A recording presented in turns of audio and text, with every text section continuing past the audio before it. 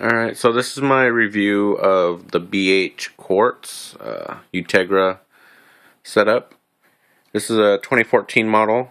Um, as of this video, they have the 2016 models out, and the really only difference that I can really see is that they have disc brakes. They follow the trend of all other bike makers and put disc brakes on their bikes, and pretty much the color scheme.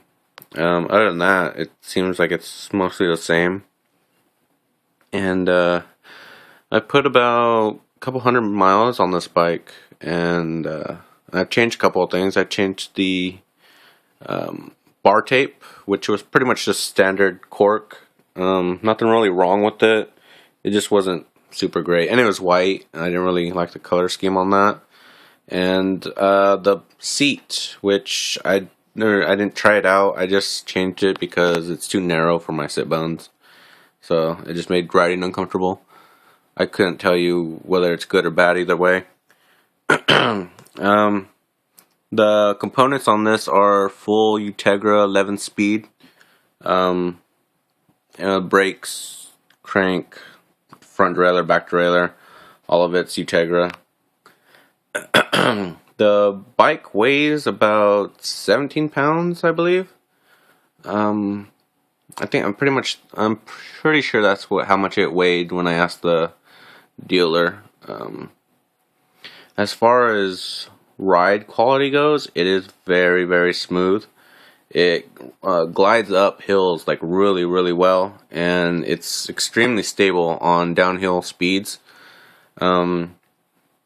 So far, I haven't felt any kind of flexing when I've been hitting on the pedals pretty hard, and it's been pretty stable as far as pedaling uphill, downhill. You know, there's no kind of flexing. It feels extremely stiff while still being very comfortable. It comes standard with 23 centimeter tires, I believe. I think the tires that it comes with, the Victoria Rubio Pro Slicks, are kind of the weakest link on this whole bike.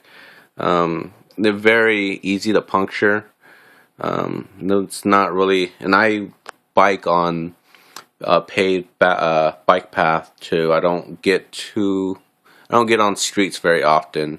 And the first day I took it out, I went on like less than a quarter of a mile of streets, and I got up flat. And yeah, it wasn't. It just didn't give me a very good impression of these bike tires.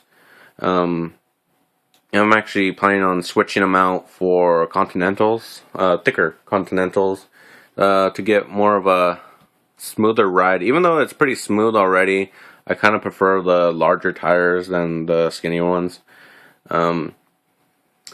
So far, it's extremely well. It's a great bike. I love it. As far as cons, there's not a whole lot of cons.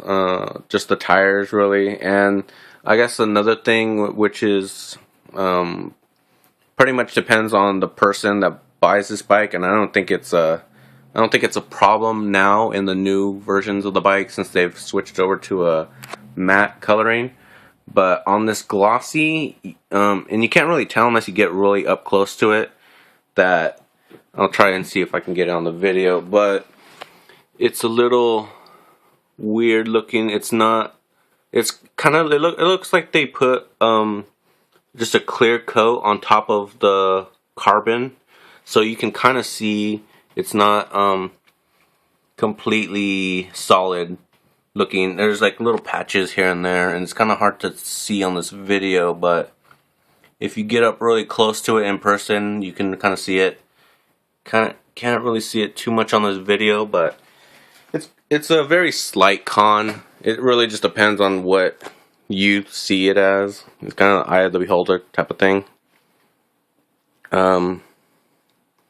Yeah, this is a really nice bike. It's been totally solid, very smooth ride. I can't really say anything bad about it other than what I've already told you. Very light, very stiff. Just a great overall bike. If you can You know, if your local bike store has one, I highly recommend it. It's an endurance style bike, which is extremely comfortable.